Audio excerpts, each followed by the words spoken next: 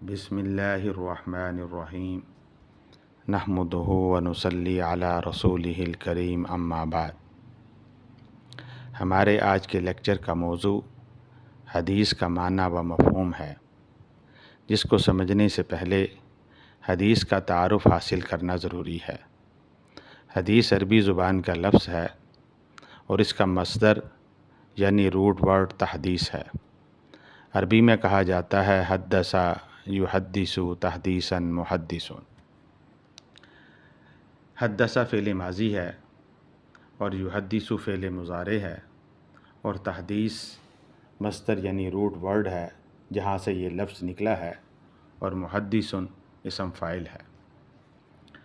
لفظ حدیث کے معنی خبر دینا، بیان کرنا، بات کرنا وغیرہ کے ہیں، اور ہمیں یہ معنی قرآن کریم سے مل جاتے ہیں، جیسا کہ سورۃ الطٰہٰ کی آیت نمبر 20 میں اللہ تعالیٰ نے فرمایا هل اتاک حدیث موسیٰ، اور کیا تمہیں موسیٰ کے حال کی خبر ہوئی۔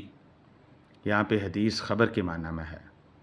اور سورۃ الضحیٰ کی آیت نمبر 11 کے اندر اللہ تعالیٰ فرماتے ہیں وَأَمَّا بِنِعْمَةِ رَبِّكَ فَحَدِّثْ، اور اپنے پروردگار کی نعمتوں کو بیان کریں۔ یہاں پر حدث بیان کرنے کے معنی میں ہے۔ سورۃ الاعراف کی آیت نمبر 185 میں ارشاد ہے فَبِأَيِّ حَدِيثٍ بَعْدَهُ يُؤْمِنُونَ، یہاں پر حدیث بات کے معنی میں آیا ہے۔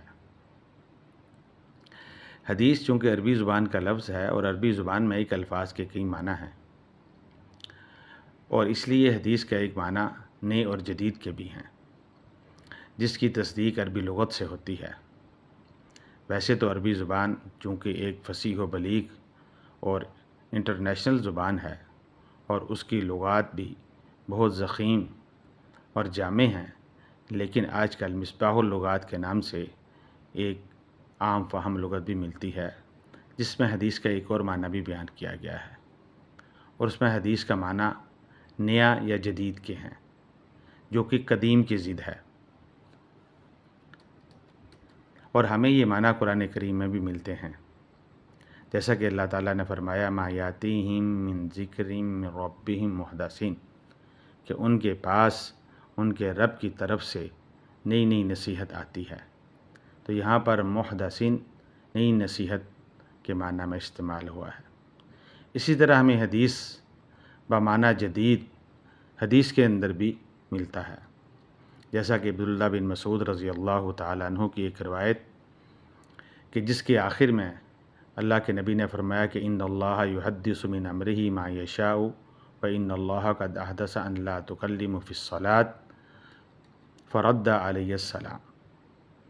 یہ سنن ابو داؤد کی ایک روایت ہے جو عبداللہ بن مسعود رضی اللہ تعالیٰ عنہ سے مروی ہے کہ وہ فرماتے ہیں کہ ہم ابتدائی اسلام میں نماز کے دوران ایک دوسرے کو سلام بھی کر لیتے تھے اور ضرورت کی باتیں بھی کر لیتے تھے۔ ایک مرتبہ میں مسجد النبی شریف میں آیا تو آپ علیہ السلام نماز پڑھ رہے تھے، میں نے آپ کو سلام کیا تو آپ نے جواب نہ دیا، تو میرے دل میں مختلف وساوس آئے کہ میرے سے کیا غلطی ہو گئی کہ آپ نے میرے سلام کا جواب نہیں دیا۔ اس دوران آپ علیہ السلام نماز سے فارغ ہو گئے تو آپ میری طرف متوجہ ہوئے اور کہا کہ اللہ تعالیٰ جب چاہتے ہیں نیا حکم اتار دیتے ہیں، اور اللہ تعالیٰ نے نیا حکم یہ اتارا ہے کہ نماز میں باتیں نہیں کرنی۔ پھر آپ علیہ السلام نے میرے سلام کا جواب بھی دیا۔ اب اس حدیث پاک کے اندر ان اللہ قد احدث، کہ بے شک اللہ تعالیٰ نیا حکم پیدا کرتے ہیں، تو یہاں احدث بمعنی نئے کے استعمال ہوا ہے۔ یہاں تک لفظ حدیث کی لغوی بحث تھی۔ یہ یہاں ایک بات اور بھی سمجھ لینی چاہیے کہ علوم اسلامیہ 20 ہیں، جن میں سے علم حدیث ایک اہم علم ہے۔ تمام علوم کو سمجھنے اور جاننے کے لیے ان علوم کے اصطلاحی معنی، ان علوم کا موضوع اور ان علوم کی غرض و غایت کو جاننا بہت ضروری ہے۔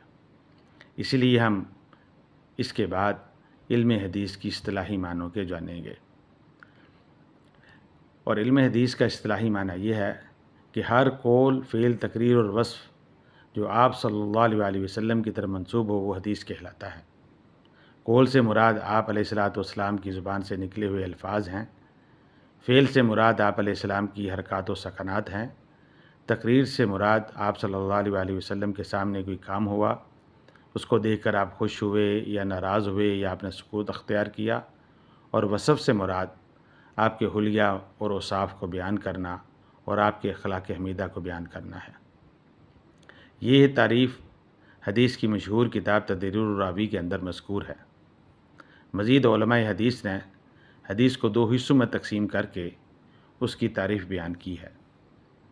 پہلا حصہ علم حدیث روایت ہے، جس کی تعریف یہ ہے کہ اس میں آپ علیہ السلام کے اقوال، افعال، تقاریر، اوصاف کو روایت کرنا، ضبط کرنا اور الفاظ کی تحریر شامل ہے۔ اور دوسرا علم حدیث درایت، یہ ان قوانین کا علم ہے جس سے سند اور متن کے حالات جانے جاتے ہیں۔ سند سے مراد راویوں کا وہ سلسلہ ہے جو آپ علیہ السلام کے قول کو بیان کرتا ہے، اور متن سے مراد آپ علیہ السلام کی زبان سے نکلے ہوئے الفاظ ہیں۔ اس کے بعد علم حدیث کے موضوع کی طرف آتے ہیں کہ علم حدیث کا موضوع کیا ہے۔ راوی اور روایت کا رد اور قبول اس علم کا موضوع ہے۔ اس کے بعد ہم علم حدیث کی غرض و غایت کی طرف آتے ہیں کہ علم حدیث کی غرض و غایت کیا ہے۔ تو اس کے بارے میں علماء حدیث نے فرمایا ہے کہ کسی بھی روایت کے صحیح اور حسن یا سقیم اور شاذ ہونے کو پہچاننا علم حدیث کی غرض و غایت ہے۔ ان تمام چیزوں کو ہم آگے تفصیل سے ذکر کریں گے۔